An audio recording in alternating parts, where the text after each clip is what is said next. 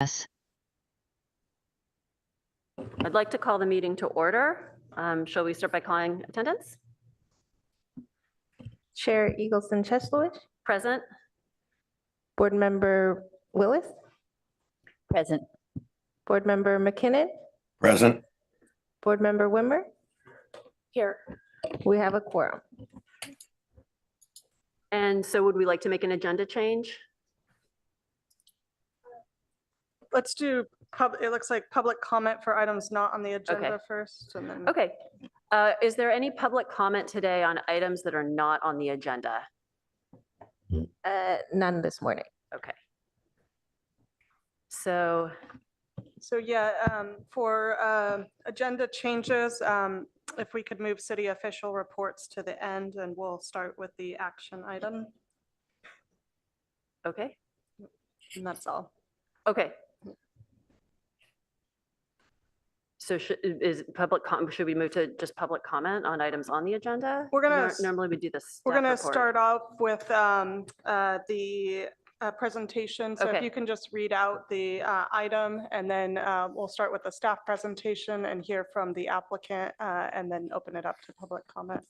Okay, so this item involves the 340 Portage site and a discussion of a historic resources inventory nomination.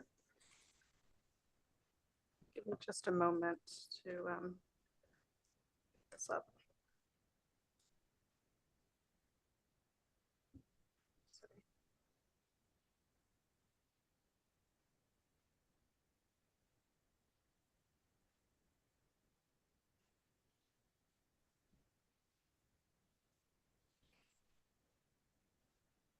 Is it necessary to read the full like title? Yeah, actually, if you could Should I? read the Okay, yes. full So title, that would be it good. says public hearing quasi judicial 340 Portage, then the number following it is 23 PLN-00226. Request for Historic Resources Board recommendation on residents' request for historic designation of the Cannery Building located at 200 to 404 Portage Avenue as a Category 1 or 2 resource on the city's local historic inventory. Environmental assessment exempt from the provisions of the California Environmental Quality Act, CEQA, in accordance with CEQA guidelines section 15061B3, zoning district RM30 multifamily residential. For more information, contact the project planner, Claire Raybold at claire.raybold@cityofpaloalto.org.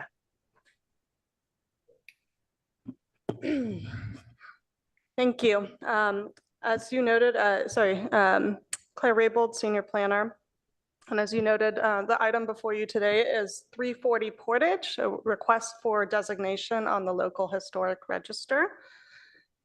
To give some brief background, Page and Turnbull prepared a historic resources evaluation as part of the North Ventura Coordinated Area Plan process to determine eligibility for the California Register of Historic Resources. This occurred in spring 2019. The Cannery Building at 200 to 380 Portage and the Ash Building at 3221 to 3225 Ash Street were identified as eligible for the California Register of Historic Resources under Criterion 1 events. And the HRB held a study session in July 2019 to receive information about the eligibility of the site and provide feedback on the HRE. And at that meeting, essentially the HRB concurred with the findings of the historic resources evaluation. To give some brief background on the actions that have been happening related to this property, in November 2020, Sobrato filed an SB 330 pre-application, followed by a formal application for a 91-unit townhome development. In early 2021 was the formal application. In 2021, staff requested council interpretation of the code, and council state interpretation and formed an ad hoc committee in October 2021. The ad hoc committee met from December 2021 through May 2022 and to negotiate the broad terms of the development agreement. And in June 2020, council held a closed session supporting the concept that was being presented at the time. In August 2022, council held a study session to kick off the public review process for the proposed development agreement, which is a pre-screening. And just 2 days ago, on September 12th, 2023, council approved the development agreement, making overriding considerations for a significant impact to the cannery building, a historic resource that's eligible for the California Register. So the project before you today is a request for designation as a Category 1 or Category 2 historic resource on the city's local historic inventory in accordance with Palo Alto Municipal Code Section 1649040 for local designation. The building is eligible, as I noted previously, for local designation under Criterion 1. The structure or site is identified with the lives of historic people or with important events in the city, state, or nation, primarily the agricultural history of our region. So just to briefly explain the categories for designation, because the applicant has asked for this to be placed on either as a Category 1 or Category 2 building. And so I've just kind of provided the code language that speaks to what these categories are. The report that was prepared, the HRE, evaluated the project for the California Register. So it really didn't include a conclusion of what category it may be eligible for the local register. So either a historic architect or, in the discretion of the HRB, I think there would need to be some discussion about what it would even be eligible for. There certainly have been a number of modifications to the building. I think a lot of the original character is, retained in the existing structure, but there have been a number of modifications to the building over time. So it's definitely unclear that it would be eligible for a Category 1, possibly a Category 2. However, given the council's actions on Tuesday, the 12th, the city's recommendation for this project is that council deny the request to designate the cannery building as a Category 1 or Category 2 resource on the city's local historic inventory. It was a unanimous decision to approve the development agreement, allowing the partial demolition of the historic resource. And so we would not want to turn around and ask the council to place it on our local register as it exists today, given that they have already approved the partial demolition of the structure. However, consistent with the HRB's recommendation to council, and as was included in a condition of approval of the development agreement, we would ask that you reaffirm the recommendation to evaluate the remaining building for local designation following the completion of the approved modifications to the structure.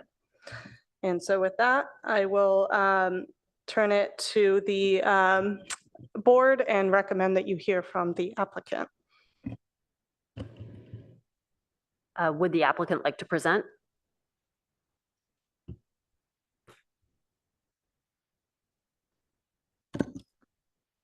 Good morning.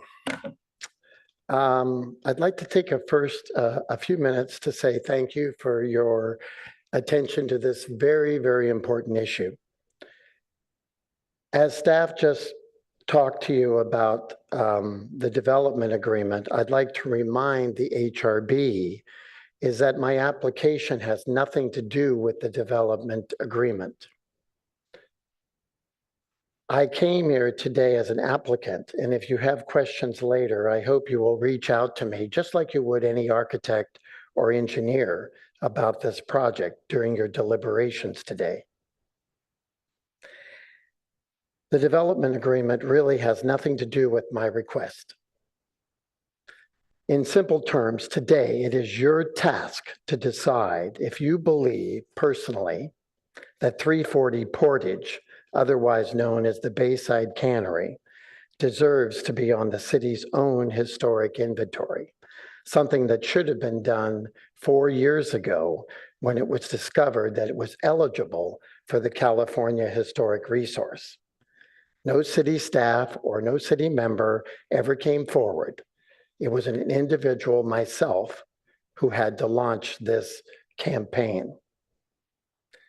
Unfortunately, when the HRB last reviewed the cannery on May 25th of this year, which I attended and was here, maybe you remember, you were not given the option or the opportunity, for that matter, by city staff to make your own viewpoints known about whether you believe the cannery is historically significant or worth preserving, as the Page and Turnbull Historic Evaluation Report of April 2019 clearly indicates.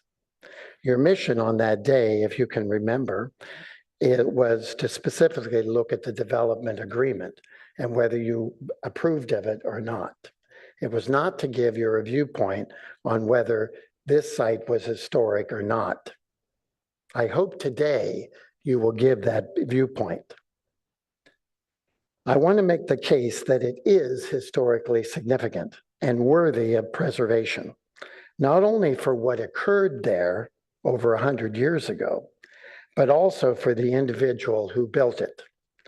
I would encourage you, if you have a few minutes, to take a look at the poster and information on Thomas Foon Chu and his significance to this area, particularly Palo Alto. It's important to remember that there was a time in the early 20th century where there were no smartphones or silicon chips.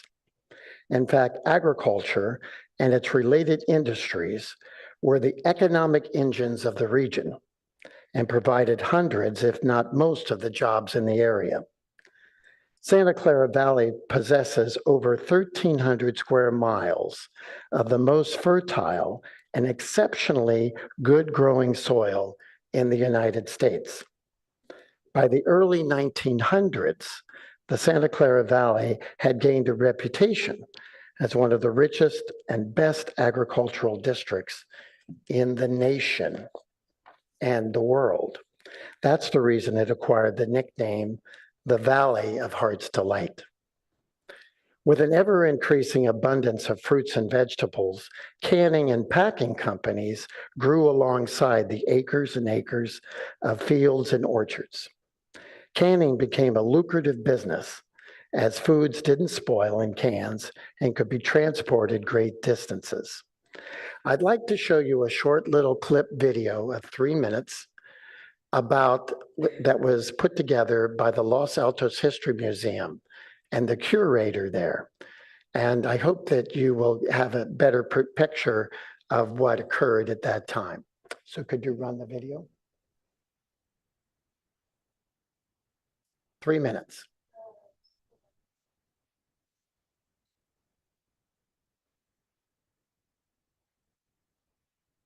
I hope my time stops.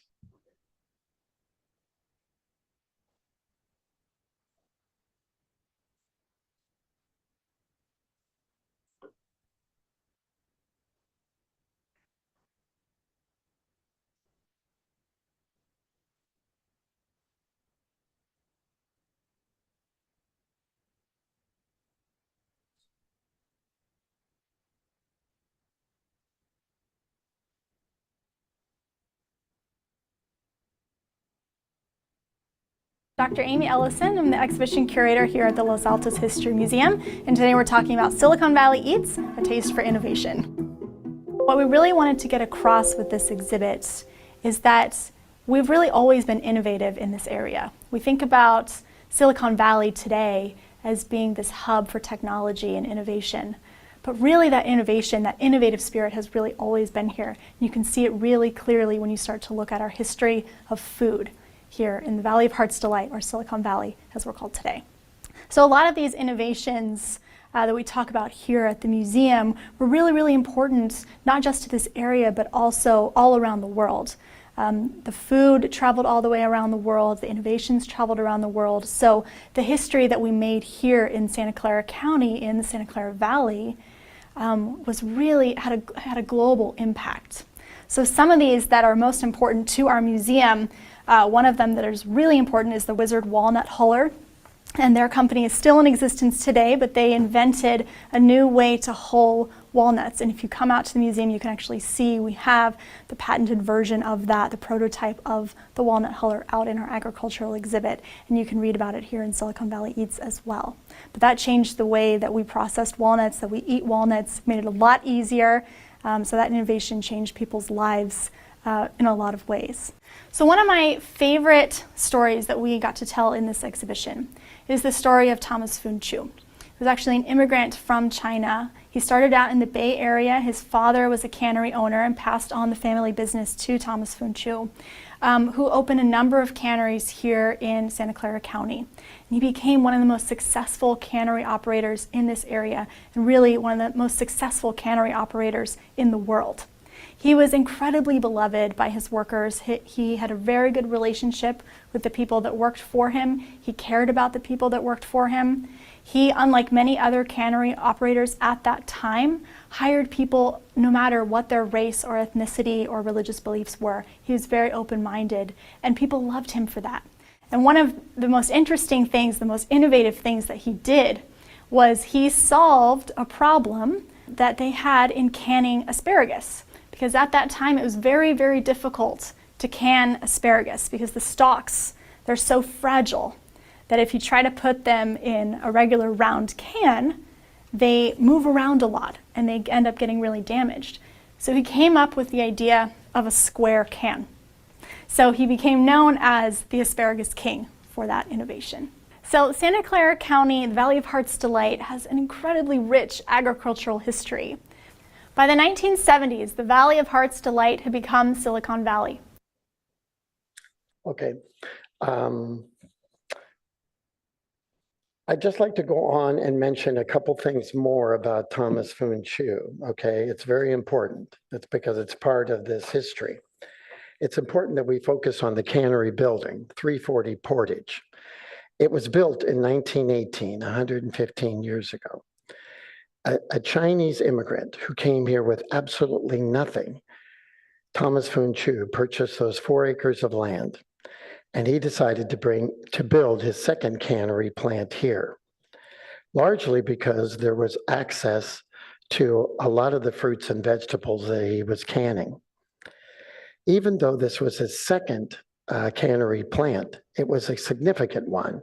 In fact, it became the largest single employer in Santa Clara Valley.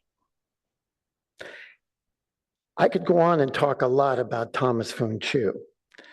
The fact that one of the things that he did, one of his early innovations was an effort to speed up production. He devised a new method and machine to wash tomato boxes on an assembly line by flipping them over on the line and stacking them.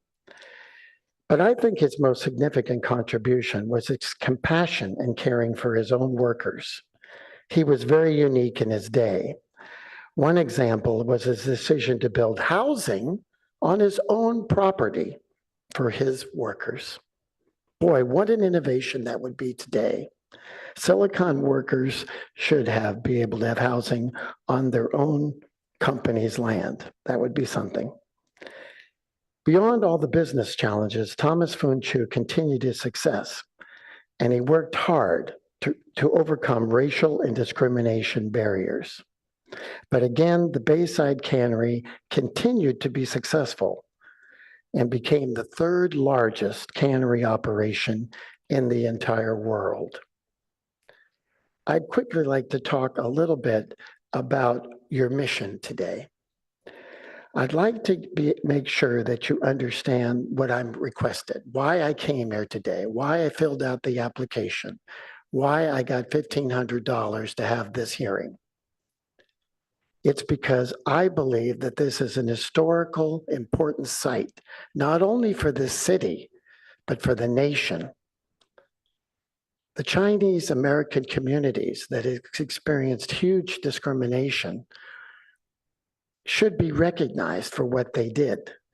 And physical structures like the cannery offer opportunities for future generations to see how the first immigrants that came to America survived, and not only survived, but how they flourished.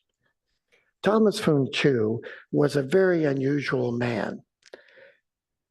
He accomplished a great deal in his lifetime, short lifetime.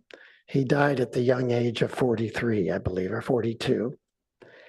But even in that short lifetime, he set an example for all of us as Americans, that even though we come with nothing, we can accomplish great things, good things that help people and make a difference in people's lives.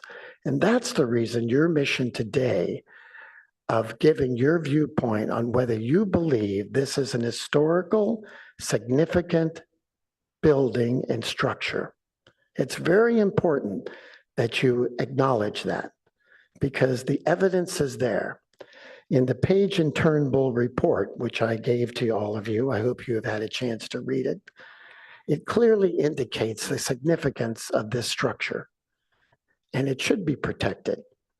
Now, what happened on Tuesday is immaterial, I believe, to what you've been tasked to do, or what I've asked this application to do, is to make sure that if you do believe it's historically significant, that you send that message back to the council, and the council will make the ending decision on whether they believe it's historically significant or not. That's their mission, to vote yes or no. Your mission is to recommend. I really believe that this is an opportunity for the Historical Resource Board to really set a precedence, and that is that there is value even in buildings that look like old factory buildings, particularly if they do provide a sense of place, especially for the Chinese American community. And I really think that's really important in our society today, with all the angst that people have against immigrants and migrants today. Finally, I'll just mention a couple things. I really think that you should agendize at some future meeting the fact that there is this office building that's next door to the cannery that should be historically protected. Its modification should not go forward. In fact, one quick. Out of fairness to all participants, I'd like to ask you to wrap up.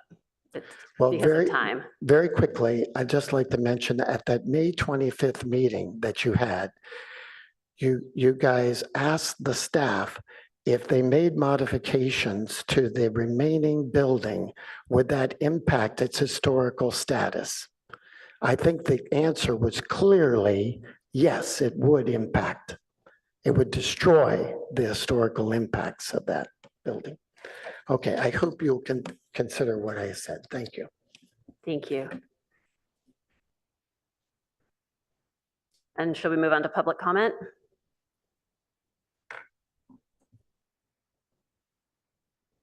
Do we have any speaker cards? Yes, just one from Dennis Backlund. Okay. And I'd just like to say, for public comment, out of fairness to all participants, I will be, tracking the time of comments.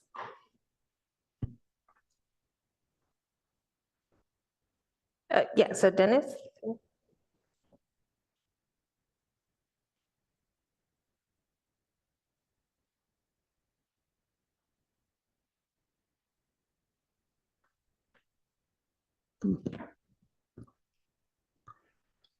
Good morning, members of the HRB.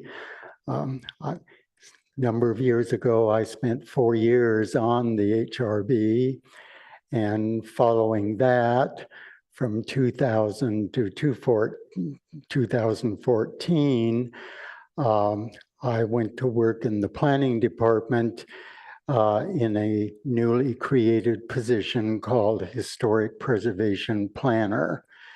And so in that job.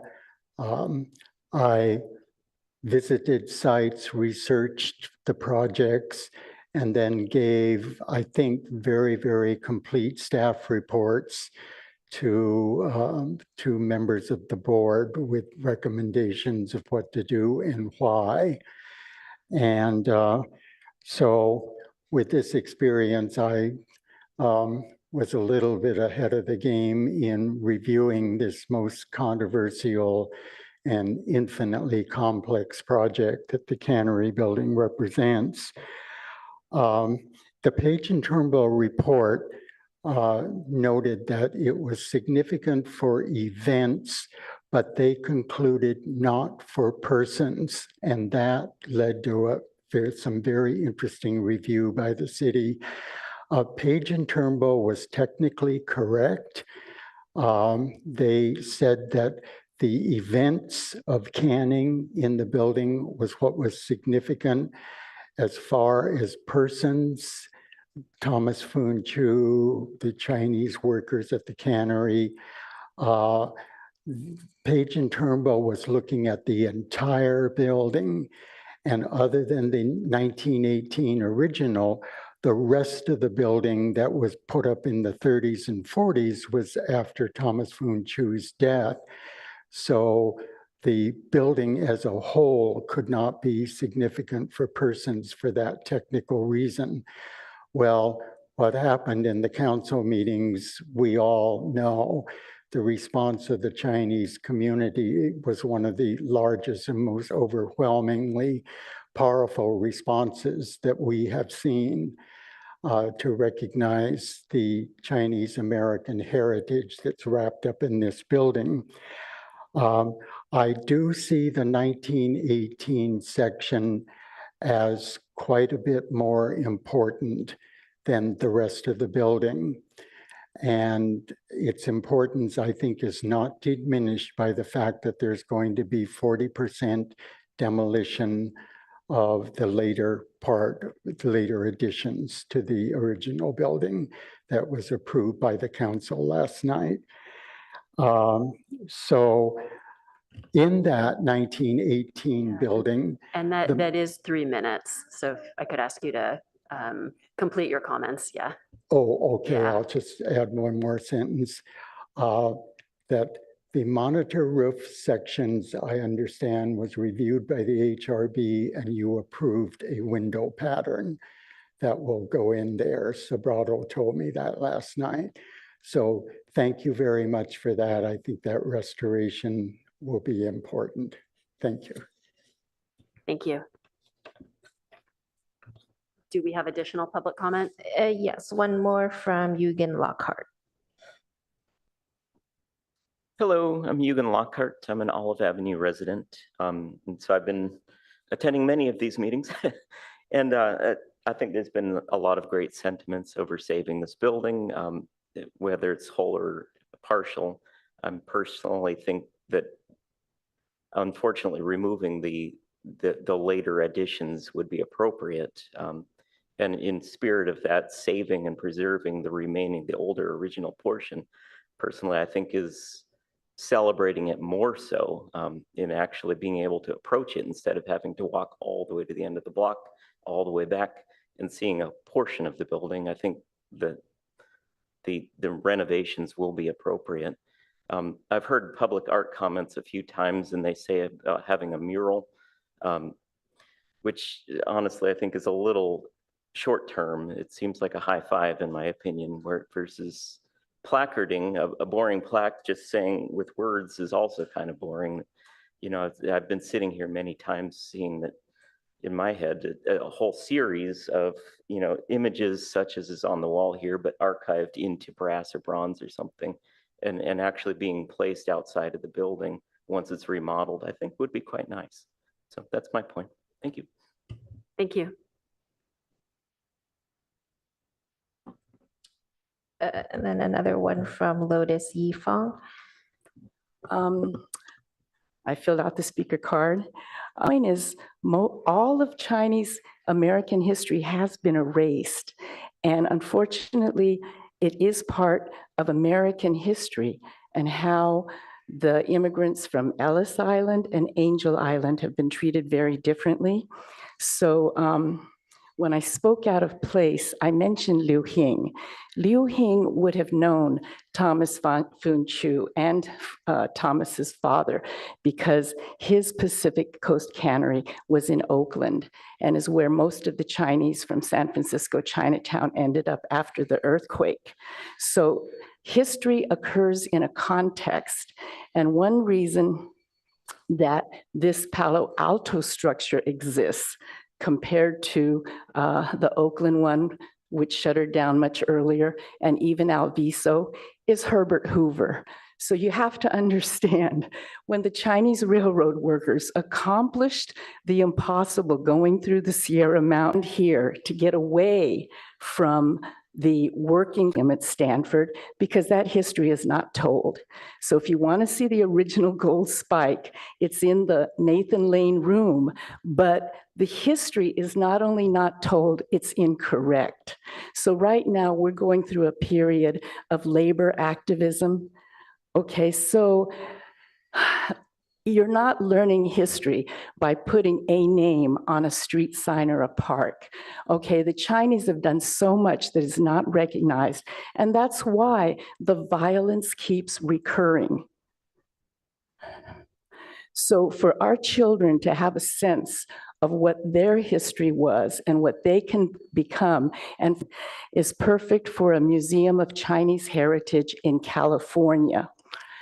I didn't bring my Malcolm Harris book, A History of California Capitalism in the World, but unless we deal with this, unless we look at the school boards now that are having all these culture wars about everything, okay, we're not going to progress as a country. And I think coming up to this election next year, we're going to continue with the polarization unless we start learning to talk and listen to each other, learn the correct history. You go to Berlin, you see how Germany has dealt with their difficult history. Japan has not. China has. That's 3 minutes, so if I could ask you to wrap up. Menlo Park history has the history of how the Chinese were mistreated in Menlo Park when they worked for the Stanfords. Thank you. Do we have additional public comment or anybody commenting online? Yes, one on Zoom from Rebecca Sanders.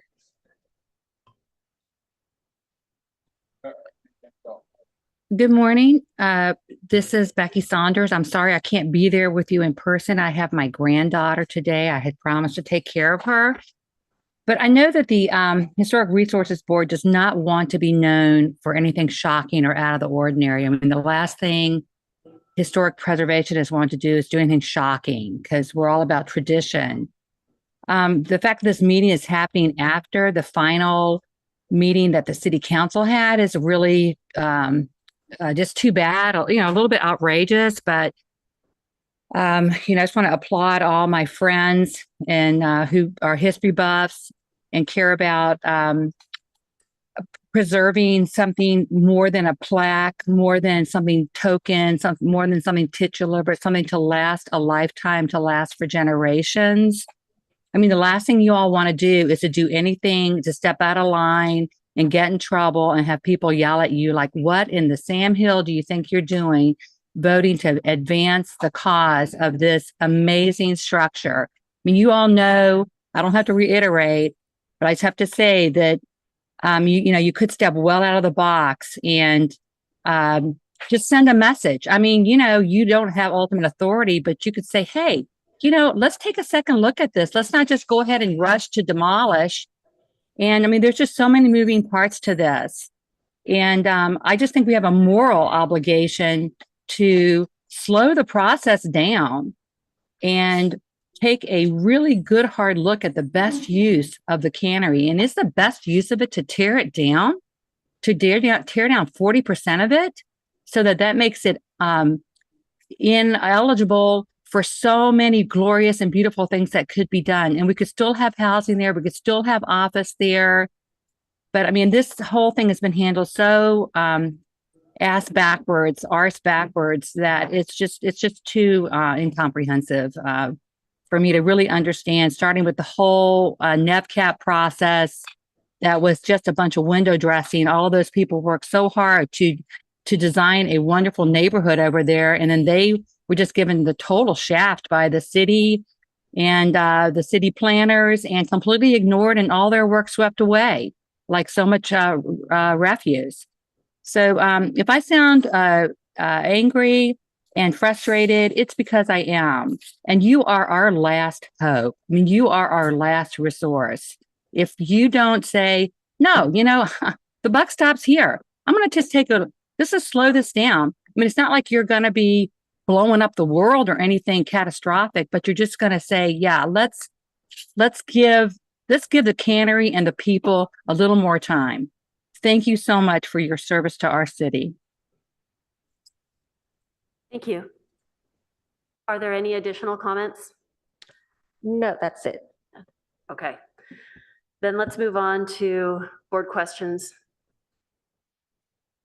I Is would there just- additional?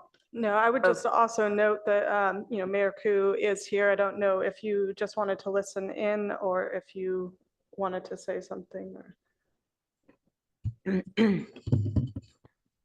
So I think I appreciate all the comments from the public and also the application to reconsider the historical factor at this building. And there is absolute evidence that this is there is historical factors, but the unfortunate thing is that this is a private property, and also that it was never registered.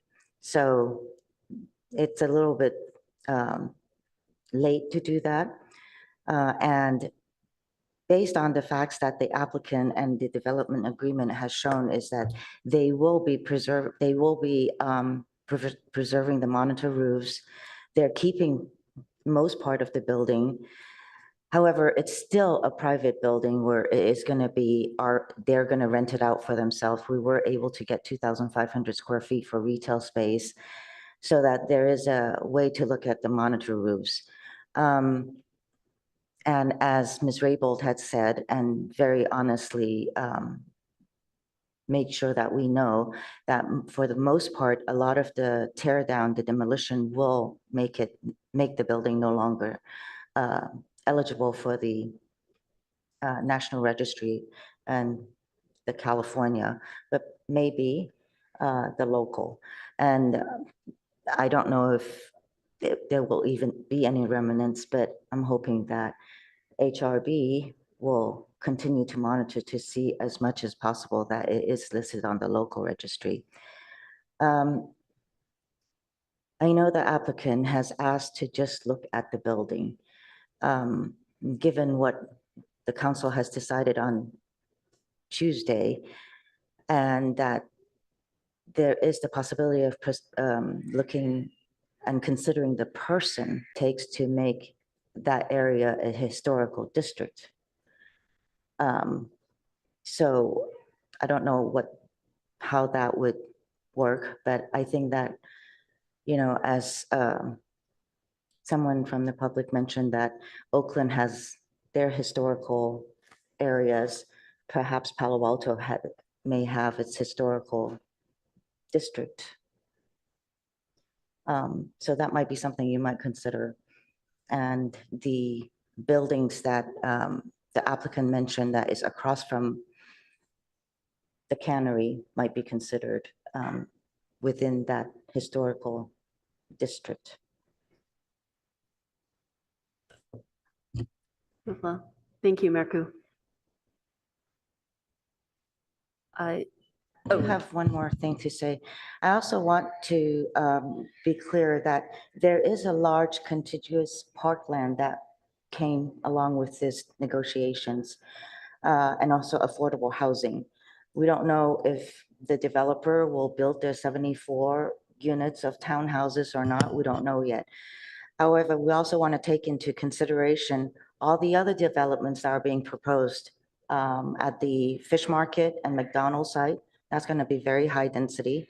There's also the former Mike Spike's place, which is, I think, 3001 El Camino. That's another low income. It's actually very deep, affordable housing, but it's also pretty dense. And it's not far away from this spot. Behind that 3001 El Camino Real, there's going to be another batch of townhouses back there, which is really at the back parking lot of the Fry's, of the former Fry's site. And then, there's the teacher housing, the academy that was pre-screened at council. And so potentially the parking lot of the former CPI site might be also dense housing. I know that the corner of El Camino and Page Mill, and I forgot those two tall buildings, they're called Palo Alto Square. There is also proposal of housing over there. So there's quite a few high-density projects that are being proposed for that very location along El Camino. So I think that we want to take the whole perspective into account. At least I am. I am taking the whole perspective, and what little we got for this parkland, 2 acres, we might be at a deficit again on parkland after all of these buildings are up. So I hope that we can look at it wholesomely. So that's why I suggest maybe instead of just a cannery, a district. Thank you. Thank you so much, Mirku. Are there any additional staff comments or elements? Let's move on to questions and discussion. All right, board questions. I guess my biggest question is, what difference would it make if we designated it a category 2 as opposed to it just being identified as it is as California Register eligible? Great question. So I think that's where staff would say that these aren't independent. What's happening with the development agreement and the approval of that is important to what's happening here today, because bottom line is that it would not make a difference. You could designate it on our local register. HRB would make a recommendation to council, and council could put it on our local register. But essentially, it simply creates confusion because the development agreement has already been approved, and a portion of this building will be demolished, and it will lose its eligibility for the California Register in doing that. And that's what the entire environmental impact report was prepared for, and disclosed that impact, and council made overriding considerations with that understanding, and not lightly. It was made with the understanding that, everything that they were doing, what are the ways that we can help to convey the history of the site to the public, to, even though we are impacting this resource such that it's no longer going to be a historic resource, still convey that important history to the public. And ultimately, we can put it on our register, but it would just create confusion. Register is to help to protect it more. If this had come forward in the past, well before we started the EIR process, then the evaluation for the EIR would have also noted that it's on our local register. It still would have been the same conclusion of, if the only difference would be that these findings of overriding consideration would have also noted that it's also on our local register, but it would be the same protections under CEQA, and it really actually wouldn't put further protections under for the historic resource because it's outside the downtown area. So Chapter 1649 doesn't protect it from demolition in any case. So I just want to follow up. Every time I hear the that demolishing this section of the building will make it ineligible for the register. I understand that the entire building will no longer be eligible, but because this building was built in sections, I firmly believe that the monitor roof section would stand alone as a historic resource. And is there documentation that says that is not true? The historic resource evaluation doesn't support that conclusion, but consistent with the HRB's recommendation, we have included a condition of approval to evaluate the structure for eligibility for the California Register, the National Register, the local register following the completion of the work. And so if that evaluation concludes that it would still be eligible, the condition states that it would be nominated. The developer would be asked to nominate it for that register. So. And under the current circumstances, if we nominated the central monitor roof portion for our inventory as it stands, connected to the other building, but would that not be, do we have evidence that that would not be a historic resource? Yeah, what the, our analysis concluded that it would not, that we treated it as a whole structure. I think that just trying to think.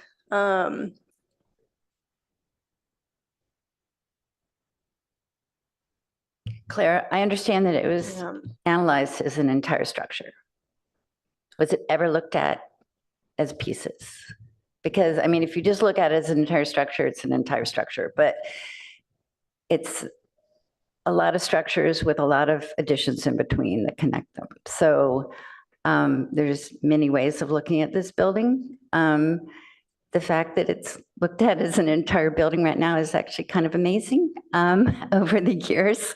But I just don't see how, I mean, if you've never analyzed it as a standalone section, then we don't have any evidence one way or the other. I think what the analysis concluded, because the HRB had asked us to go back and to do an evaluation of essentially the Ash building and whether that would be individually eligible for the California Register without the cannery building. And basically what, the conclusions of the analysis were that you can't evaluate the structure not as it exists today. So, you can't, look at something on how it might look in the future and then come back and say, we're going to evaluate it based on that and nominate it based on that. You have to evaluate it in its current condition. So in its current condition, it's the entirety of the structure. Now you can come back following, whatever work has been approved for the site. And once that work is complete, and determine if it's eligible and nominate it from that. But would you like to, or I have questions as well. Anyway, so what I'm hearing is that changes to this structure are an inevitability at this point. And so listing it based on its current condition would lead to a listing that isn't aligned with its future condition. Is that, I'm understanding that correctly? that's exactly correct. And then my other understanding is that there's going to be an opportunity to reevaluate the structure and list the structure once those changes have taken place. And that's already built in. Yes, it was added as a condition of approval of the project that the council approved. Okay, thank you. Well, first of all, congratulations to the applicant. I think we need more of the spirit in the city of Palo Alto. Of course, Dennis, you are amazing and have contributed so much to our city. So thank you for all of this effort. I think it is a struggle just because we're in the 11th hour, and now we're meeting on this where the action of the city council has already taken place. And it's always so sad that when these resources are lost, we realize what a tragic loss, and why isn't something done about it in time to save these things. Well, I guess that's just the challenge of historic preservation, and the challenge of our community in trying to save what's here. And I think just because we've gotten this far, and because we're determining that the building is going to be severely altered and might lose its historic kind of significance, I think that there's still a significance of place and the person there. So I really do believe that there's an opportunity to create, maybe it doesn't need to be on the National Register. It can certainly be a local historic place because of what occurred there, because of, there's also a park or a recreational area.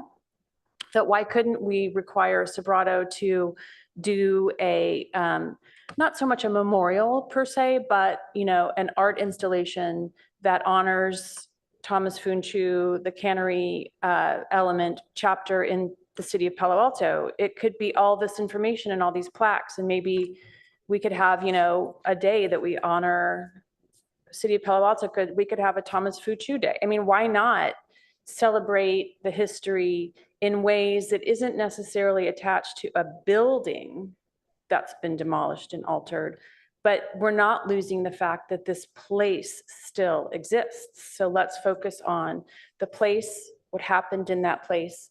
And I think it's also great that the design of the building, although it is not what it was originally, there's a nod to what was there originally. The monitor roofs echo the building that was there. And I felt like that was a really positive thing, because they could have wiped it out and put a big square box and said, they weren't obligated. I think Sobrato is trying to be sensitive. However, they have their other motivations. But I think that, the city, and we would support it absolutely, is to make it a historic place just within the city of Palo Alto Historic Register or historic inventory. It could be, and maybe that, sorry, off topic. We've been discussing our categories.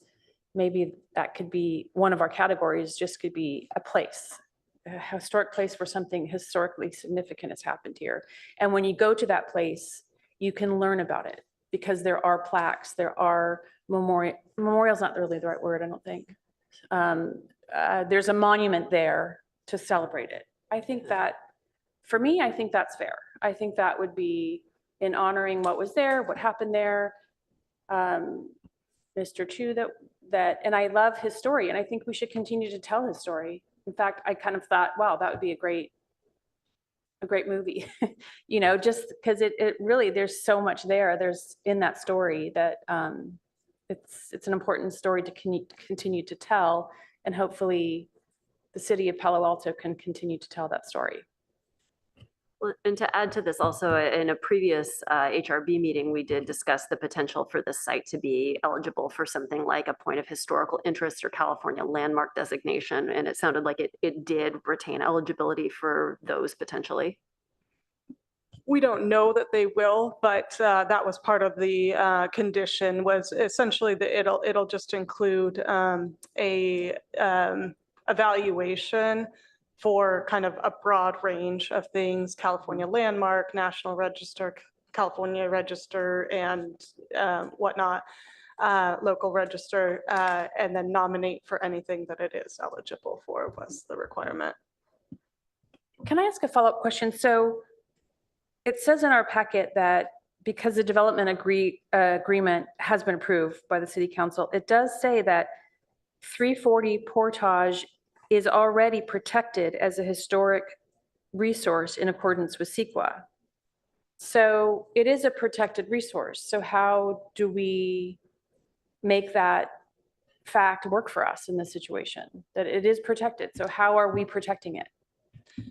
So my point in that is that the code section that is being used today to evaluate for local designation, we essentially wrote in this allowance to get something to the Historic Resources Board quickly and to allow somebody to designate something if there is an ongoing application that includes demolition of the historic resource.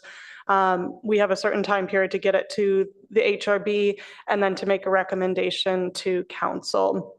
And really the point of including that is there are structures in the city that maybe are not protected under CEQA, or you might only need a demolition permit, for example, certain single-family residences. And so there are some loopholes that have been utilized in the past in the code, which I think we actually cleaned up some of that in last year to help protect from that in other ways. But in any case, that provision in the code was really put in there to help give council discretion in those scenarios and bring it to their attention and allow for a discretionary action, which then requires evaluation under CEQA for that discretionary action. And so some single family residences, if they weren't on a register or something, it creates this protection where you have to go through an EIR process if you determine that it does have some historic character, creating an opportunity for the city to make a decision. In this case, it was already protected in the sense that it required public disclosure, a full EIR process, and findings of overriding consideration. And so council, in their deliberations, did not make the decision to demo the resource or partially demolish this resource without that public disclosure or without that understanding. And so this is kind of a unique situation where, this is not a scenario where, putting it on our local register would suddenly require additional work on behalf of the city and for council to be able to make their determinations. And so again, they've already made the determination with that full understanding. CEQA really, the word protect, it's really, it doesn't stop you from demolishing a resource, but it requires that full disclosure and public process if you are choosing to do that and to make overriding considerations, which the council did. So, based on everything that we've discussed today and, the history of this project and moving forward, I think the solution is to make it a historic place and memorialize that with some kind of monument or some kind of physical piece of information that people can go and learn. We can learn about what happened there. So how do we, with that concept, how could we make that happen? I know that the city has an art commission committee that maybe it could be an art installation. I know that's out of our purview, but how is this not lost? I guess that's my question. And I believe that there is an art plan for the site that incorporates this. Okay. Yes. So just to speak a little bit to that, because Board Member Wimber, you did bring up some questions about the public art. So there was discussion at council. So there's, I want to say it's about $850,000 in public art for this project. And so that's coming from the art that's required for the cannery restoration. That triggers the art and private development. And so it did, about half of it comes from that cannery building renovation and is being used on the site. Our understanding is that they're expecting to install some form of mural, but it's going to the Public Art Commission. I believe it was currently scheduled, I think for 9/21, but they may have pushed it back. I'm not sure. I think they're making some, maybe some changes in their concept, and they haven't released that concept to us yet of what they're thinking about. But that's going to come before the Public Art Commission soon. There's also for that cannery site, a mitigation measure that was included that requires an interpretive display.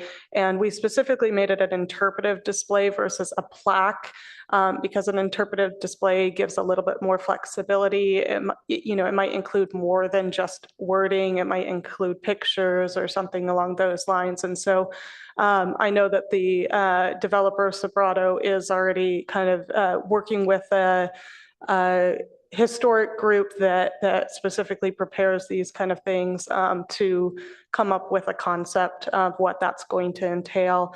And my understanding is there's also supposed to be, and they're using some of the public art funds to do some of the interior as well of the publicly accessible area, and do something on the interior there. The remaining funds they've chosen from the townhomes is going to be paid in lieu. And so that is basically goes into a fund, and the public art, it's in the Public Arts Commission's discretion to decide how those funds are used. Now, council in their motion asked for that to basically come before the council. And so the way the code is written, I think essentially, while the council doesn't really have the discretion to specifically say what the public art must entail or even where it's located, it gives the discretion of agendizing it for council's consideration and feedback. And so I think that's what we would intend to do with how that in lieu art is being used. Anytime we do a public project, it includes a public art component anyway. And so in redesigning a public park, certainly we would be looking to place some public art on that site in any case. And I think while we can't specifically state what that must entail, there's certainly an understanding, and the city has discretion, since it's our in lieu funds, in kind of what that might entail. And I think there's an expectation that it would convey the history of the site.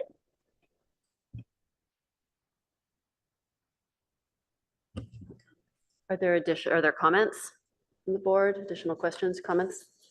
Go for it. So first I want to say thanks. It's nice to see the community, some community interest in preservation. So often we feel like we're sort of out here by ourselves. And I want to encourage you all.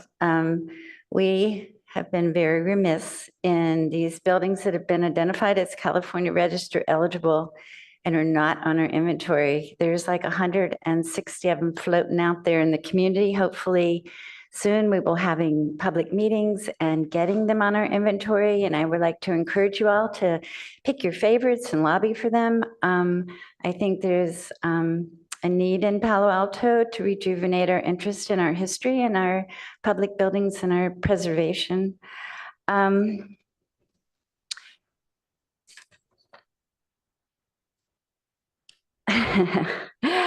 I think I would like us to look at the monitor roof section as separate. I know it's all on one property. There are no property lines like there would be in an urban townhouse environment, but certainly the monitor roof section is identifiable in historic pictures that, yes, it has been added onto.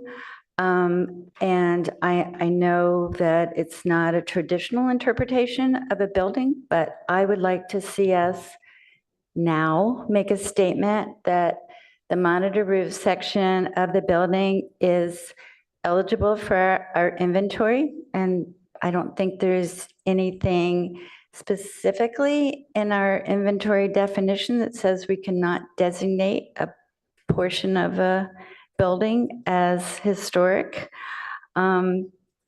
And I'm confident, very confident, that in the future, unless something drastic happens to that building, even more than the wing being removed, actually, I think the wing being removed would make the monitor roof section more defensible. And I would like to actually see separation on the other side too. But you know, in the future. So I'd like to encourage the board to nominate the monitor roof section for our inventory. And I have a few other comments that are a little more general. And one is that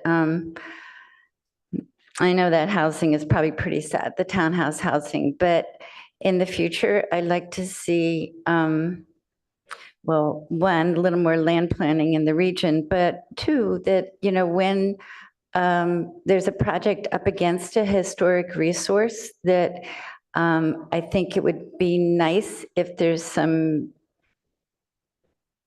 effort from the developer to respect that resource. And I know in some ways there is, but personally, I think that the townhouses look like they were, you know, cut out of some other environment and plopped down on a land plan. And hearing about all the development that's going to happen in the region, I think that we really need to make an effort in Palo Alto to do some comprehensive land planning, because this little plop, plop, plop, plop is not going to get us where we want to go. It's ridiculous. I'm sorry. And I don't know how we get ourselves there. I know we don't have the staff on planning to do that, but we need to seriously focus on how we're going to develop Palo Alto over the next 10 years. And I think it's, you know, really upsetting that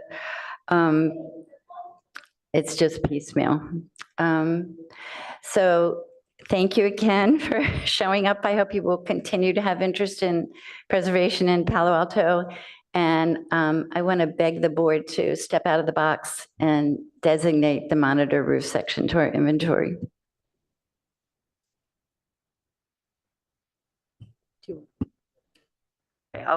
So I'd like to comment. Thank you all for your participation and for acknowledging and, you know, caring about historic preservation. That's really appreciated, and it's wonderful to see in the community. So thank you.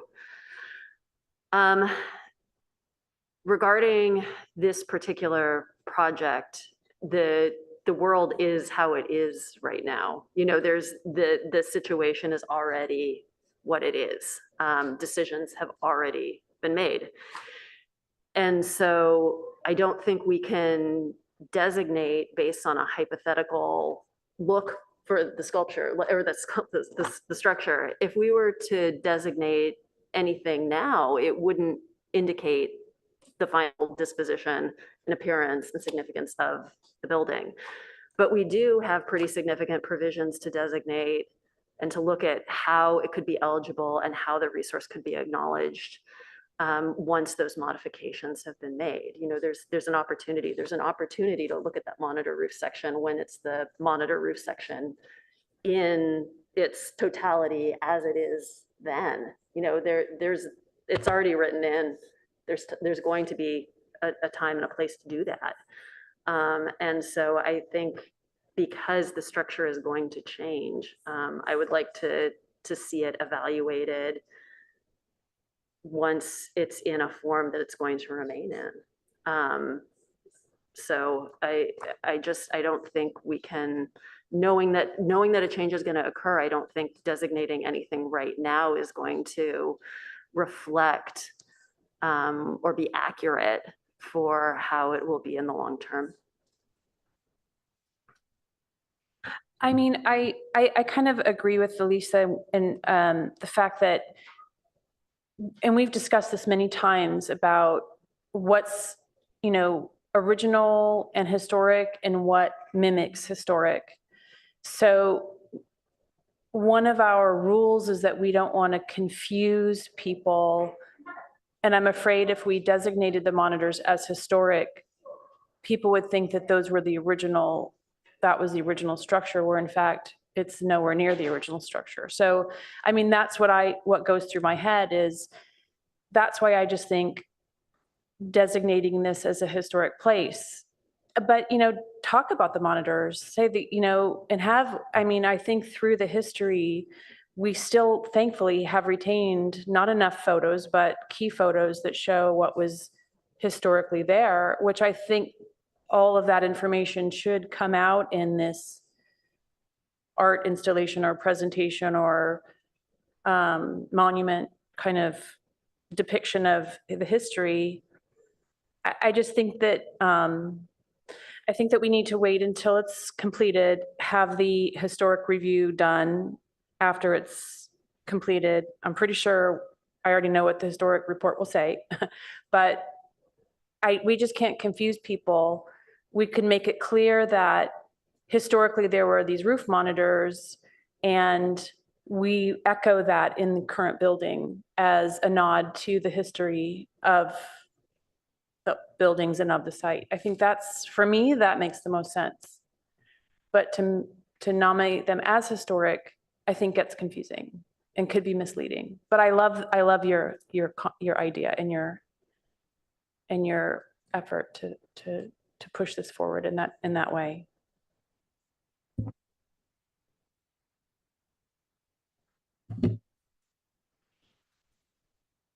I don't feel like it would be that confusing. The monitors have been altered, but yeah, what hasn't in 100 and some years? I think that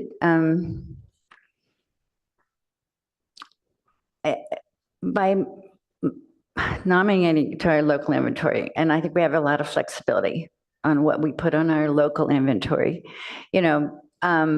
I think we analyzed it as far as California Register, National Register eligible after the fact, after the construction. But to me, to put it on our local inventory now as a section of the building would make a statement to, the current owners, the future owners, the occupants, the people designing the park, the people designing the affordable housing. To me, it is a statement out there that says, yes, we care about this particular symbol of this particular activity that happened at this point in our history. And I think there's, I think if we wait,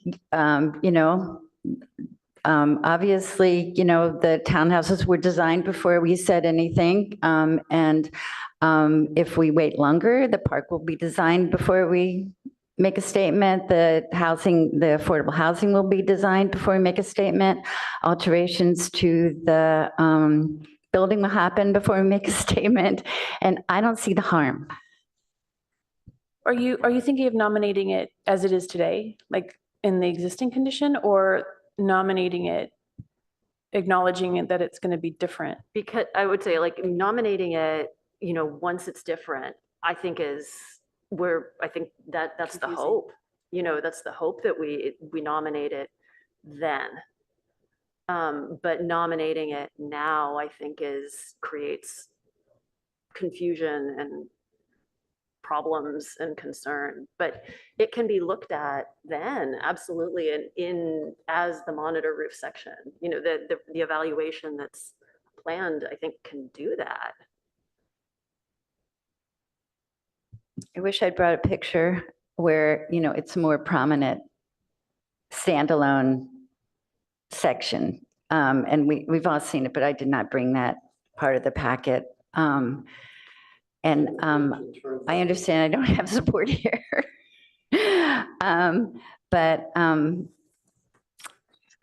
sure you can, and I'm sure you can nominate it. I think there's that's like an application, and there's some procedure that happens after you nominate it. You can't just nominate it and it automatically becomes historic, right? So you can nominate it. I think it can go through whatever steps it takes, and I guess it'll eventually, the process will eventually. So I don't know. the HRB's recommendation today will go before the council. So it's recommending it, and then council's decision would be final on whether to designate it or not. But again,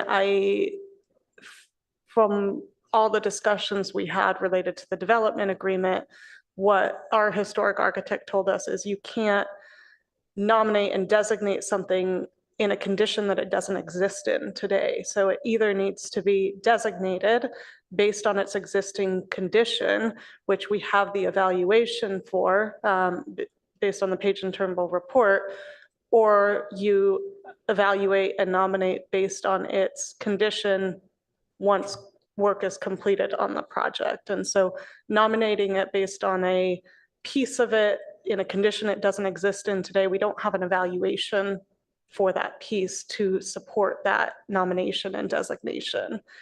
And So Claire, your position, well, the historic architect's position is without a property line, there's no definition between the buildings. Because I can tell you, the monitor roof building was a building and it was added onto with other buildings, the way an urban environment, like University Avenue, you know, building next door, it's a different property line. So it's that distinction that these additions and sort of successive building is all on the same property. So therefore, there's no ability to separate it out. it's all the same build, it's all part of the same building now. It's all part of the same building and all developed during the period of significance. So.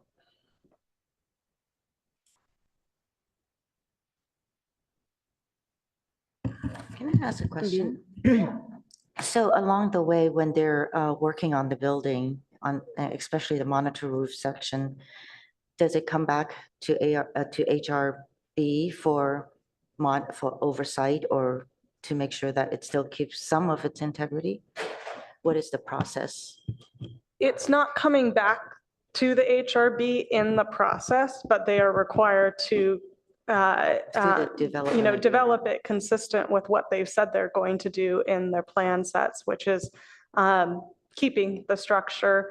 I know it's not going to be an easy process. I know that they are going to have things on the interior to hold up the walls while they make modifications to the roof.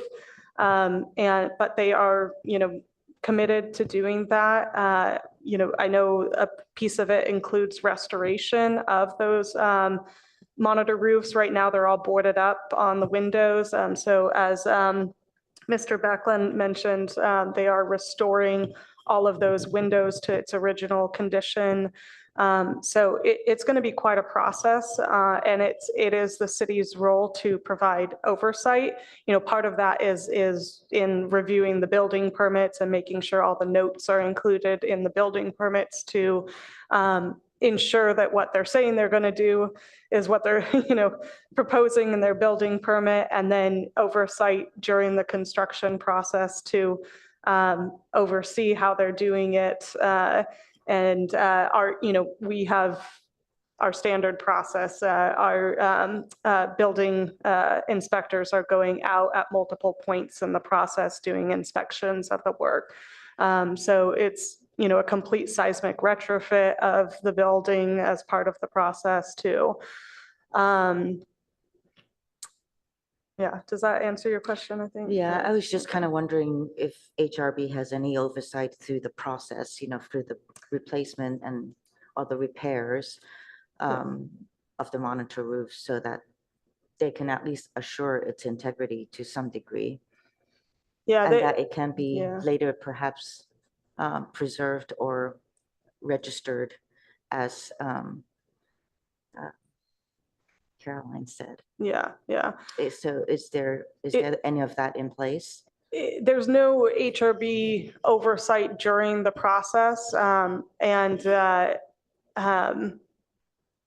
We hope that in the plan set that they've prepared and that we have approved, and more detail of which would be provided as part of the building permit, that they are preserving enough to maintain its integrity. Now, the full EIR concluded that we don't think it's going to be eligible for the California Register afterward, but we're still going to evaluate it again to determine that. Local register we have much more broad discretion in that, in determining whether we want to put it on that register. It's really an honorific component. It doesn't really do much in terms of preserving it any more than the historic maintenance covenant that's required would preserve it. But it would be an honorific status for the building to kind of, identify it to the community as a local status.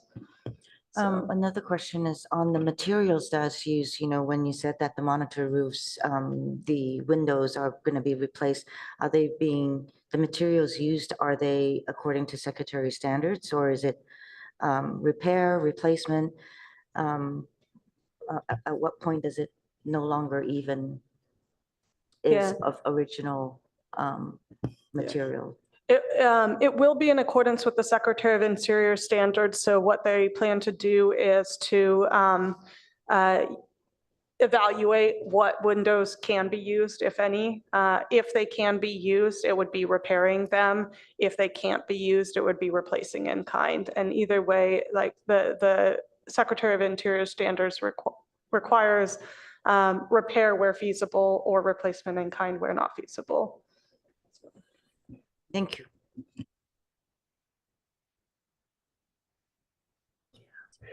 Board Member McKeenan, I want to make sure you have the opportunity to comment since you're participating remotely. Thank you. I guess if you're soliciting comments, I think that the building should be recognized in its current state as a local resource.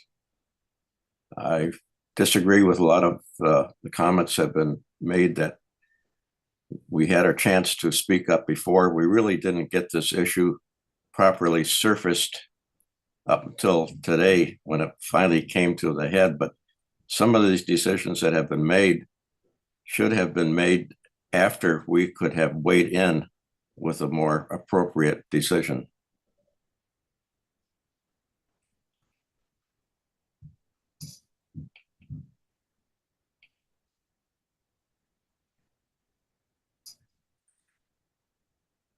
Okay, thank you so much.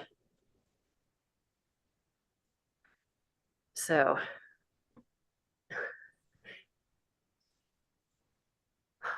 are we required to make a motion?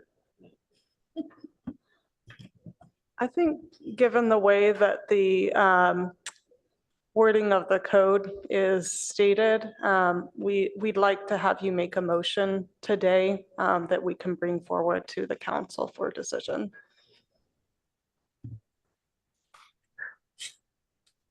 All right.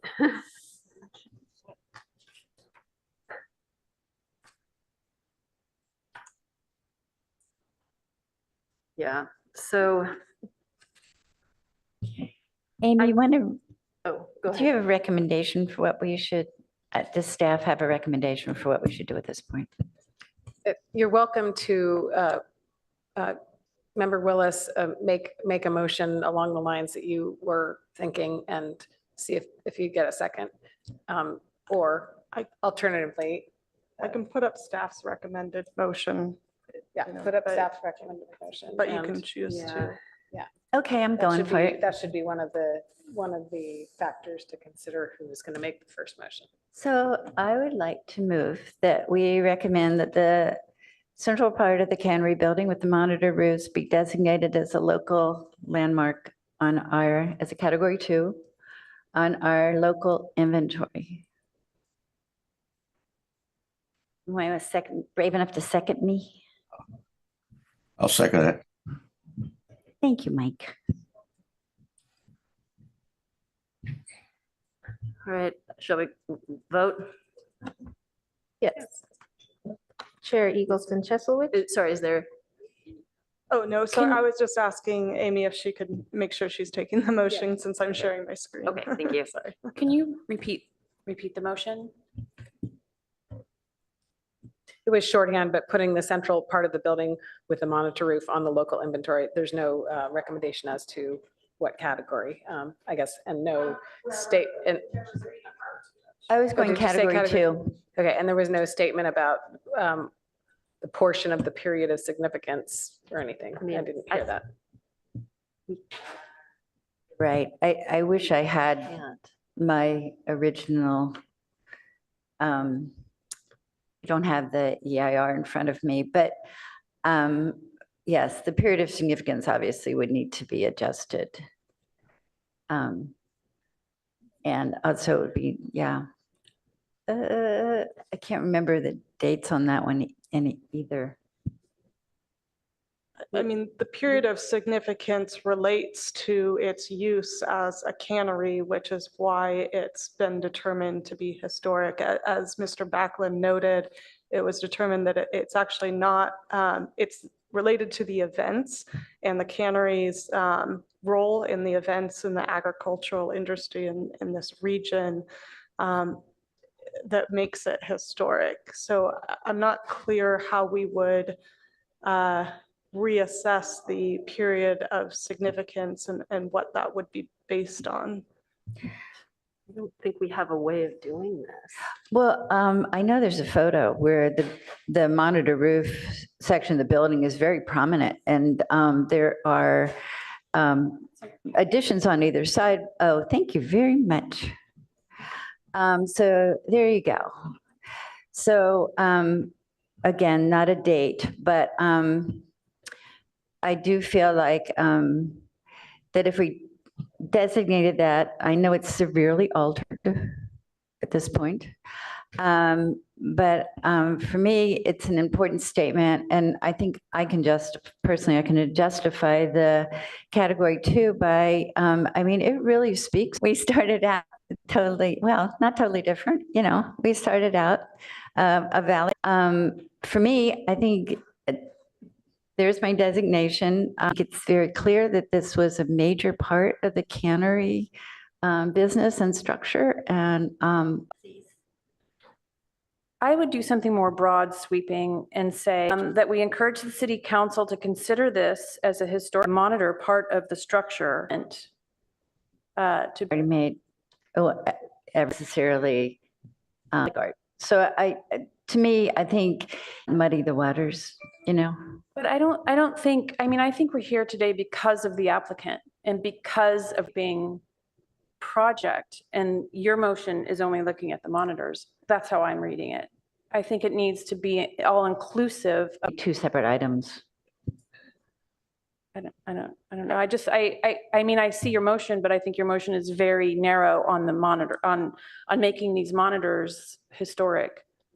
Yeah, I love the sentiment, but I feel like that's not the gist of what is happening today, or is it? I don't. I'm having trouble. Like, I don't think we can designate a building based on a hypothetical, you know, like I don't think we can designate a partial structure. I don't think that's something we can or have done. I also don't think that we can, you know, designate a building now knowing that it's going to be modified. You know, the changes are going to happen, you know, so I don't think we can designate it now knowing that that's going to happen, then change the whole situation. I don't know. I am fully supportive of reevaluating it after the inevitable changes, and of, you know, designating it to like the greatest extent of what's possible. But I just don't know if we can do that now. Right. Is it possible to make a comment? I think it might be helpful because I think you have a point, Board Member Wimmer, in that it seems like the applicant's proposal is really to, is what you're responding to. And do we designate the structure as it exists today, I think is the request. So maybe if you Is want to that speak to that. permissible? Say that again. Is allowing public comment at this point permissible? He's the applicant, so if you would like to hear from him, it's at your discretion. Okay, sure. 3 minutes.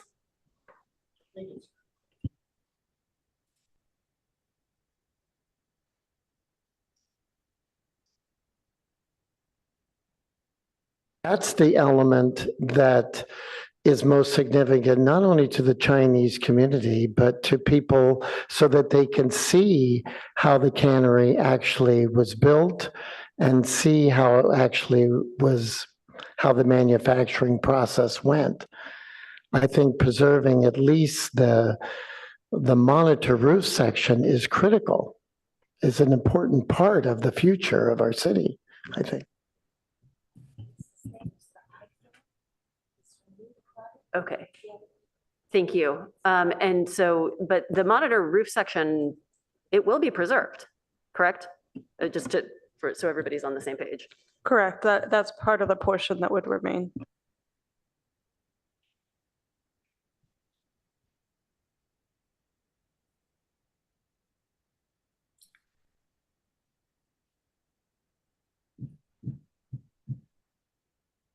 So Okay, just one more time.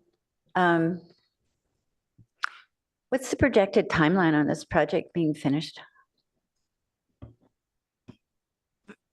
the cannery portion or the full development agreement? The development agreement is over a 10-year period. The cannery portion and rehabilitation would happen within the first 2 years. They plan to submit, following completion of council's, there's still ordinances that require a second reading at council, but council's decision last night following that, they would start submitting building permits for that and for the parking structure. It'll be about a 2-year process before the demolition can occur, I would say. So we have 2 years in a holding pattern. Maybe less. Then we have construction. Well, it happens. And in the meantime, there's no planning on the park. There's no planning on the affordable housing. I mean, to me, I think these things will be happening concurrently. That the site, the total site will be looked at and reevaluated, and plans made for how the park is oriented, how the housing is oriented. And to me, calling out that central part that is very symbolic, to me at least, of the way factories were done with the natural light and the size and the scale. I mean, yes, by the 1940s, it was a large thing, but certainly, in the early days, the monitor roof section is much more in keeping with the scale of what that kind of operation would have been. So again, I feel strongly that, we have an opportunity here. It's our local inventory. It's not the National Register. We have an opportunity to alert the people planning the park, the people planning the affordable housing, people modifying any parking out front or, traffic patterns or signage or anything for the cannery building. And we have an opportunity to alert them that this is the part of the building that we consider symbolic of the whole operation, the whole history of the site. So we, at this point, do not have a prayer of maintaining the whole building. And truthfully, I think it's rendition by the 1941 is not really the one we want to preserve. I think that for me, the earlier history, which is just part of the evolution, but the cannery building, the monitor roof section, I think that is a much more legible building to convey what we want. And I know that it will be modified. I know, windows that we put in, it's probably not going to be eligible for the National Register, but having it on our local inventory has a story preserved in our local inventory. And I think we need to start maintaining this local inventory and use it, that people should be able to go to our inventory and read the history of Palo Alto. And okay, some buildings were lost, stamp demolish across it, but don't wipe out the history, leave the stories. So I really think we've got an opportunity. And I don't see any downside in designating this for a local inventory. And if council squishes it, they squish it. But I think we should support it. I also just kind of want to raise the issue. I know we are talking about nominating some other properties for the historic inventory. I don't know if this, yeah, I want us to make sure that we have a consistent process. And I think looking at this in isolation of that process is, I think we maybe need to look at it more holistically, because there is a question of how to send these nominations to council in a consistent way.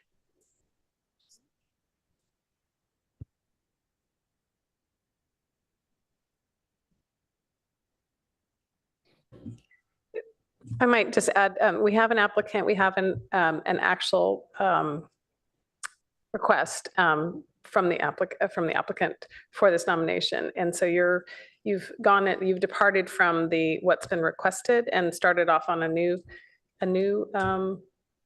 motion from Chair Willis. So we're gonna have to address what's been requested and get that into a vote for council. So someone will have to. So really the specific question at hand is to designate this structure as it is right now as a category 1 or 2. Correct. Yes. That's really the recommendation. Now, we do have a motion on the table that has been seconded, so I think we do have to take. Well, either vote on that or propose a substitute motion, I believe is that's what council does. So, but there's a motion on the table, yes. So you can vote on that, but it's not what the applicant requested.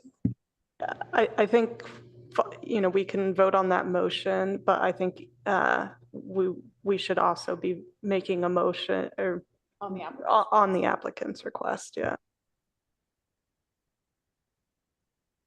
But the specific request was to designate the structure as a category 1 or category 2.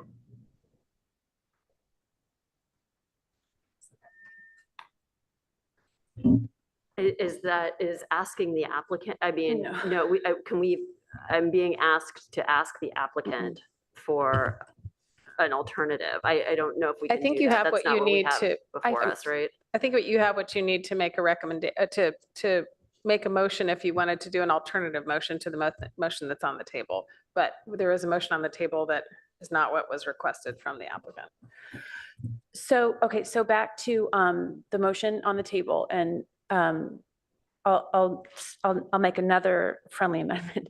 It's just because the applicant's asking us specifically to nominate it as a category 1 or a category 2. And I think we've already discussed today that it doesn't probably qualify for 1. So maybe the motion could say, we would like to move forward with nominating the structure as a category 2 building, and specifically call out the monitor section of the building to be the most historically significant.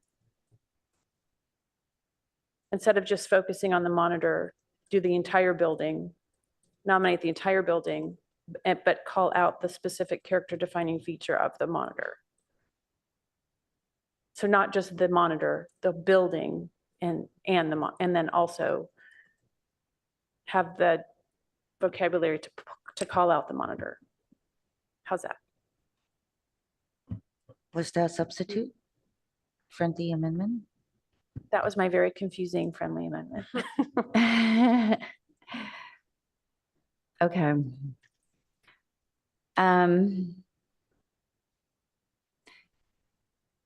Trying to think. So, no, I'm gonna think the entire building. Oof. I think it's gonna be hard for council to bite that one. I totally agree. I mean, I also in the context of their vote on Tuesday, I don't think. I mean, I think mine has a chance with council. Chance? Yes, I don't think she can speak to that. But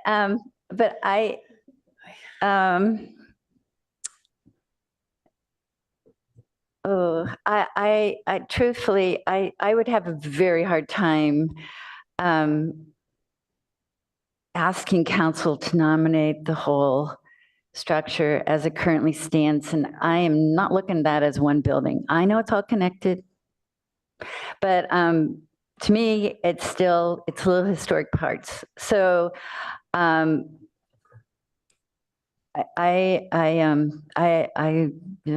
What, I mean, what about standing by our original recommendation to evaluate the property after development?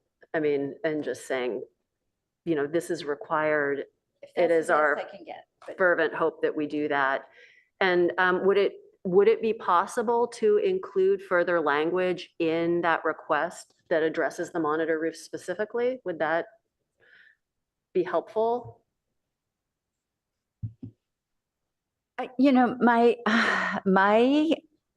think the best we can get out of this is to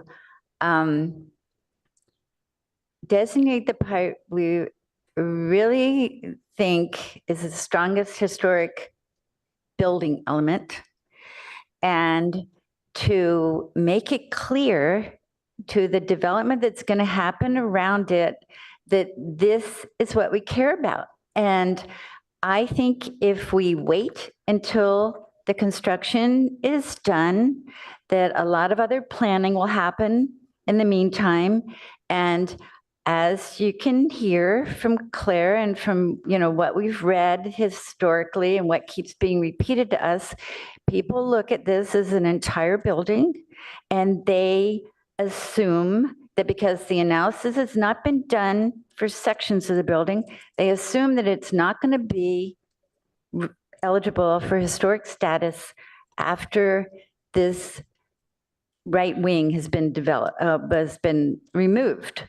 So when the Park Avenue section is removed, there's an assumption out there in the community that we've heard time and time and time again, even from preservationists, that this building will not be eligible for the National Register. And I think, okay, it's going to be a reach on the National Register, I acknowledge, but not so much California or our local.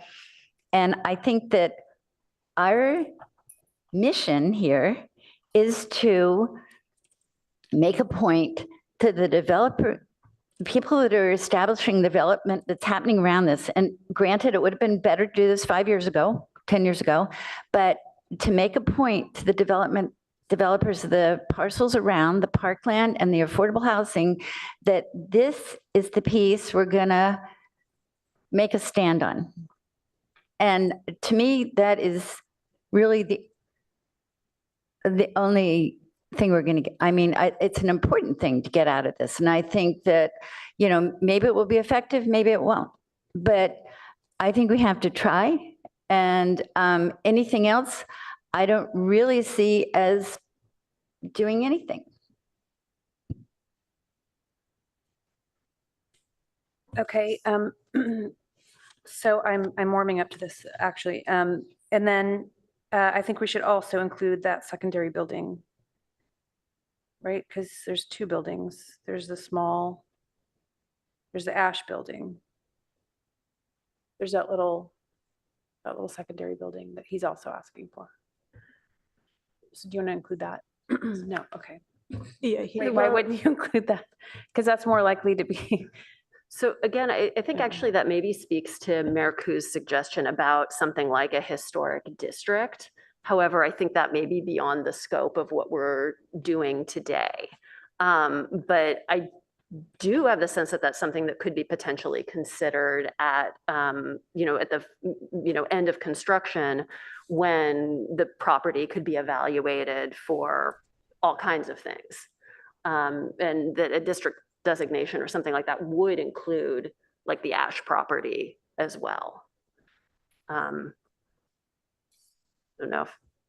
Yeah, I see the Ash property in a historic district as a different, I mean, I have, for one, have not done the research on a historic district in that area. So, but the visual evidence to me for the monitor roofs and the history that we do know, I know, you know, we're missing a lot of it, but the history we do know, to me, I think that supports designated the central, what was the central port, what is now the central portion of the building, but was previously a standalone section of the building. I guess there's the question of that doesn't fully respond to, or it doesn't respond to the question at hand, but I think there is a way of incorporating that into what occurs with the structure in the future in terms of its evaluation.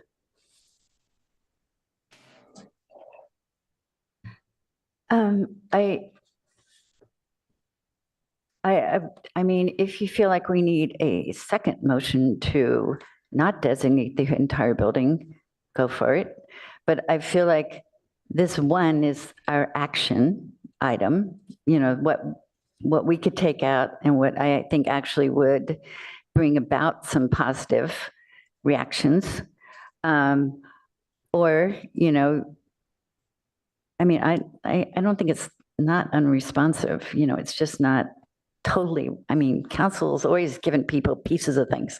We're giving them a piece. If I may, I think that staff really is looking for a recommendation one way or another on the whole building that doesn't, so we would ask that the start of your motion include either a recommendation to approve or to deny for the whole building, but that doesn't preclude you from adding additional portions to the motion to say that while you may be denying or recommending approval of the structure as a whole, here's other parts of our recommendation. Okay, Claire. So in order to do that, I would like to have a picture of the building with the dates for the different things. Do you have that available? Because I think I could easily do that if I had the sections and the dates, but I can't. I don't know how I would phrase it now. What about something that suggests we would like to stand by our original recommendation to evaluate the structure following construction? But then to also consider, consider as part of that, the designation of the monitor roof structure.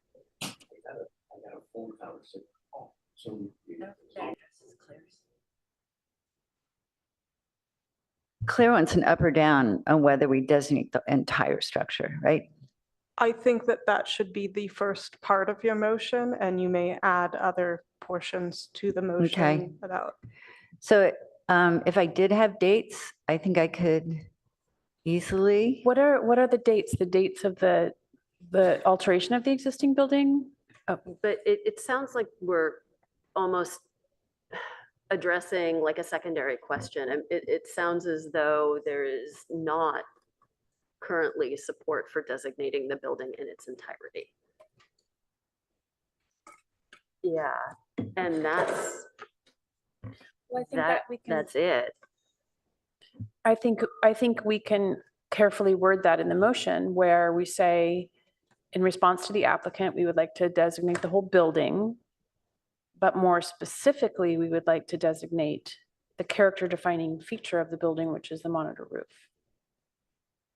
I think we can designate a partial structure. Mm.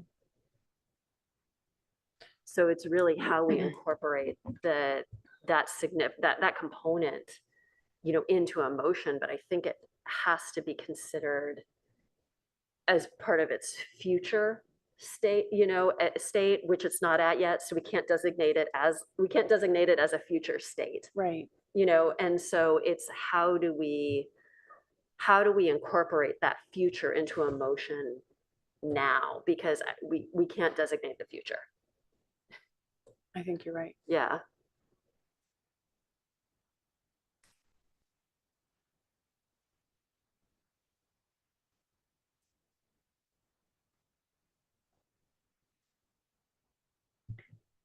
So an amendment. So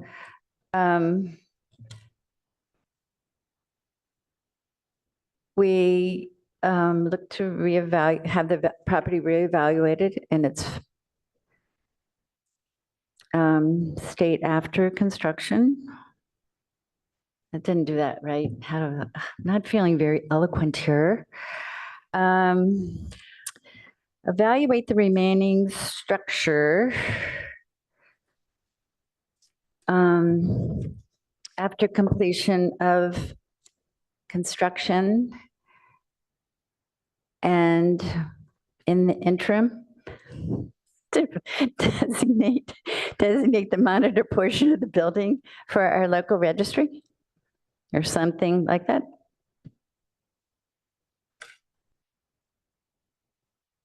I guess I'm not comfortable designating a partial building. I'm not convinced that that's something we can do. You have to see it as a building in and of itself. Wait, I thought the motion that you just, I should say as a friendly amendment, I thought it did include reevaluate the remaining structure. Is that? I'll repeat back what I heard. The revised motion is we would like the remaining structure reevaluated after completion of construction and in the interim designate the monitor portion of the building as a Historic what are we going to call it? Something structure on our local inventory. Okay, you want to call it a historic piece structure?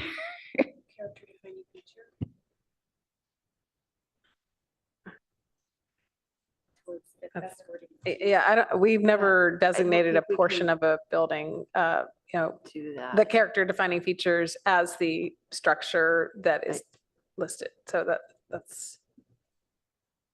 I think if it had not existed as a separate structure previously, I would support you. But because it was originally a separate structure, I think we need to just kind of look into the past. And I think, yes, it's not going to be on the National Register with its sidewalls blown out and added to, but it's very visible. You know, if you look at the roof pattern, you can identify that. I don't want to say original because I don't think it was the first piece built, but you can identify that early portion of the building as a separate structure. And because other structures were added to it does not take away the fact that it was in and of itself a separate structure. But it's not currently. And I think that's. It's not held up by the rest. You could demolish the rest and it would still be standing. But it'll actually be more in that form after construction. You know, it'll be. And it'll be if you closer to promise that. me that nobody will do any planning for the site between now and whenever that happens, I am fine. What But are let's ask about that. We certainly would be starting the process. We wouldn't want to wait to start planning for the park process, you know, and other things. Yeah. So for the developer to change that monitor roof section, that would require a significant additional process since that design has already been approved and it's been decided that that portion is being retained, right? Yeah. The- Correct. Yeah. Okay. Yeah. And I just want to make the point that it's the developer of that particular parcel. That developer is not designing the park. But the city is designing the park and. Is the city somebody that's actually here present tonight, listening? I mean, this morning. I mean, if you're going to hire somebody to do it, right? Aren't you going to hire somebody to design a park?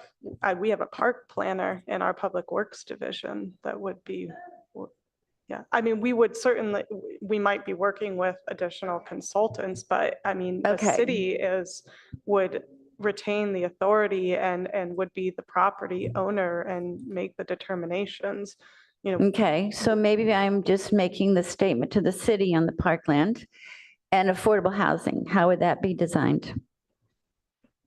Presumably, we'd be working with a nonprofit. The city, I think, would expect to retain the land and would be working with a nonprofit developer for the affordable housing.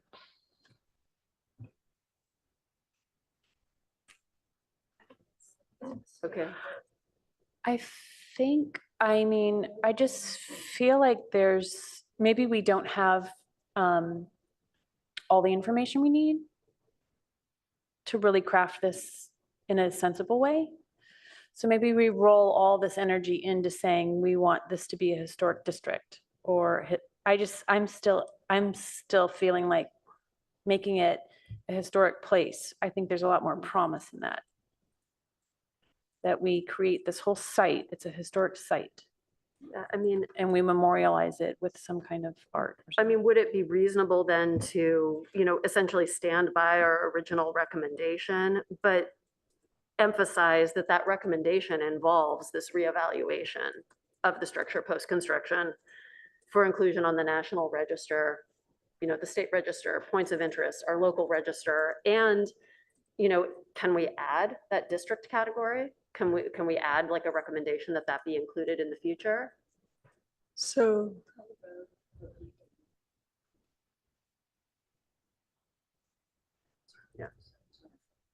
can you speak You on need to speak in the into the microphone. microphone, please? I'm telling her what to do.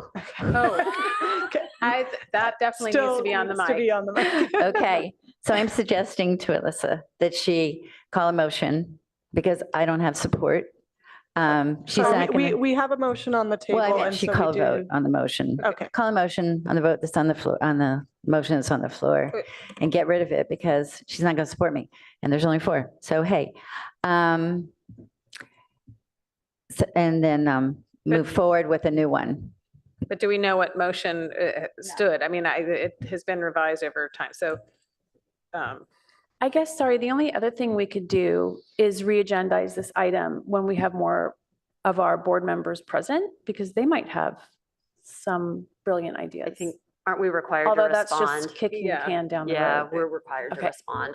Yeah. I think we can reevaluate it later too. I mean, the whole historic district, whatever. But I do think we're sort of stuck. So, All right. and I think the only motion that had a second was the first one. So we just go back to my first one that Mike seconded, and then we move on from there. Give us a second. So the original motion was that move that the central part of the building with the monitor roof be placed on the local inventory as a category 2. And that was seconded by Mike. That was Okay. the motion. Let's take a vote on that. Chair Eagleson Cheslowich, No. Board Member McKinnon, Yes. Board Member Willis, Yes. Board Member Wimmer, Yes. I believe motion carries 3. No, sorry, the motion fails if it's a Fails. 2-2 vote. It's, Yeah. So the motion just carried. Yeah, it was a 3-1. Yeah, that was a 3-1. Okay. And so I now, apologize. now I guess the next step is to discuss what the applicant proposed, right? As a recommendation to council on that. sorry, so I guess the due motion would be to address the structure in its entirety. So I will move to not advance the nomination of the structure in its entirety as a category 1 or 2 on the local inventory. I'll second that.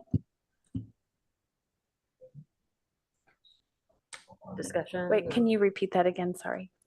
So it's to move to not advance the nomination of the property as a category 1 or 2 on the local inventory. The property or the building?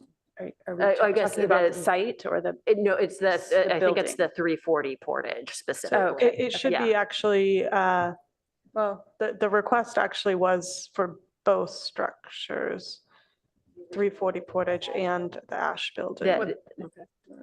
The Ash, okay, so it's, okay, so can I amend that to move to not advance the nomination of either 340 Portage or, what's the Ash address? The 3225 Ash Street as a category 1 or category 2 on the historic inventory.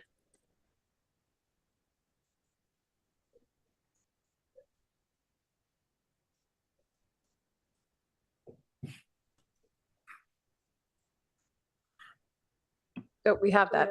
Is there, no, we did have a second, I believe. as revised? Yes. Okay, so now there's a vote for that. Could you repeat the motion again, please?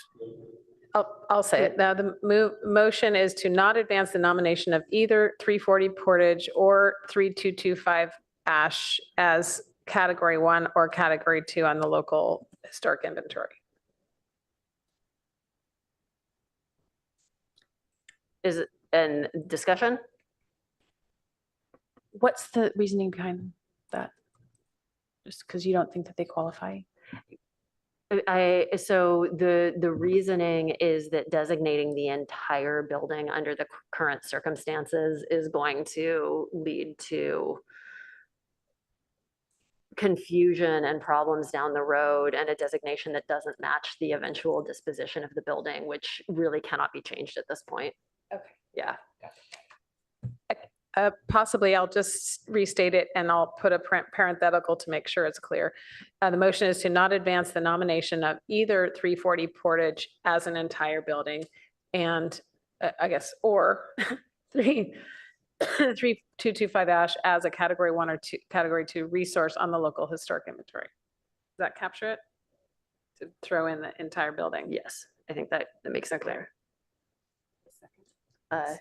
I think we have a second. So I think unless, is there additional discussion? Does the seconder accept the amendment, I guess? Okay. All right. Vote time. Chair Eagleson Sheshowich, Yes. Board Member McKinnon, No. Board Member Willis, Yes. Board Member Wimmer, Yes. motion carries 3-1.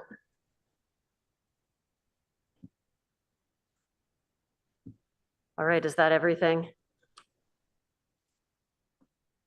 Yes. All right. Yeah, I believe so. And I don't believe, oh, Mariku, do you Well, I have? was just gonna say, before you adjourn, there's question, comments, and announcements. Yes, and we actually, at the beginning of the agenda, moved the city official report. So just a reminder that we'll Oh, right. move to Okay, that next. let's move on to that. Okay. Yes, so we have canceled the September 28th. We have stated we're canceling that. It was kind of open just in case there needed to be additional discussion, but we're canceling that. The next meeting is October 12th. We have Vice Chair Roman absent. And then we have planned a community meeting, an evening meeting, 6 p.m. on October 24th to take up again the historic reconnaissance survey and next steps, which is to discuss the nominations to the local inventory and categories.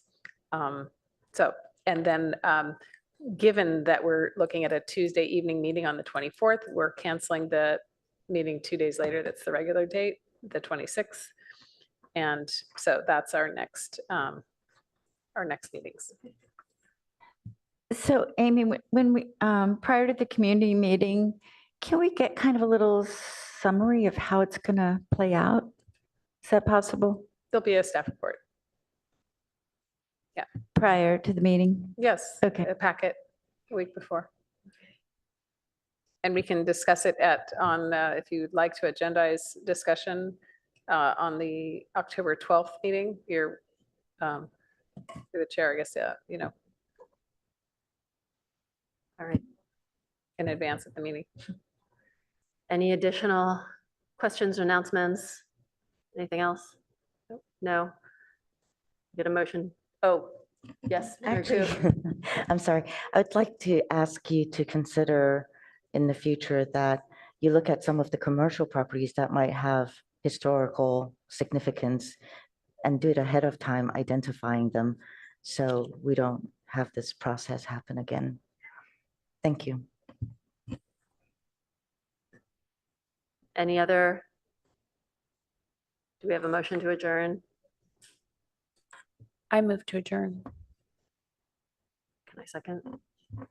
I'll second. Can I second? Yeah. Okay, I'll second. All right. All in favor? Aye. So Amy, do you need